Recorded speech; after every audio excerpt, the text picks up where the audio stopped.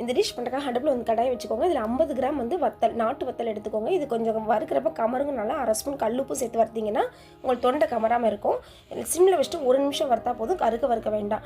நாட்டு கொத்தமல்லி இது 25 கிராம். இது வந்து எப்படி கண்டுபிடிக்கிறதுனா நல்லா வாசம் வர வரைக்கும் வறுக்கணும்.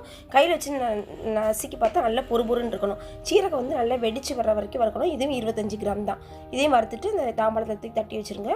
அதுக்கப்புறம் இதில் வந்து 1 ஸ்பூன் கடலைப்பருப்பு, துவரம்பருப்பு, உளுந்தம்பருப்பு, பச்சரிசி, மிளகு, வெந்தயம் இது எல்லாத்தையும் சிம்மில் வச்சுட்டு ஒரு இனுக்கு கருவேப்பிலையும் சேர்த்துக்கோங்க. இந்த அரிசி பொரியிற வரைக்கும் வறுத்துக்கோங்க. வறுத்து தூக்கி ஆற போட்டுருங்க. இது எல்லாத்தையும் நல்லா ஆறின மிக்ஸி ஜாரை சேர்த்து 1 டேபிள் ஸ்பூன் போல் காயம் இல்லை கட்டி காயம் தான் தட்டி சேர்த்துக்கோங்க. நான் இது தூள் காயம் போடுறதுனால இதையும் சேர்த்து வறுத்துக்கோங்க. குறகுறப்பாக தான் அரைக்கணும், ரொம்ப ஃபைன் பவுடர் அரைக்கக்கூடாது. அவ்வளோதான். நீங்கள் இந்த பொடி போட்டு சாம்பார் வச்சு பாருங்கள், அவ்வளோ சூப்பராக இருக்கும். இந்த வீடியோ பிடிச்ச உங்கள் சேனல் சப்ஸ்கிரைப் பண்ணுங்கள், லைக் பண்ணுங்கள், ஷேர் பண்ணுங்கள். எங்கள் வீட்டு கைப்பக்கம் உங்கள் வீட்டிலும் கம்பம் கட்டும். வாழ்க வளமுடன்.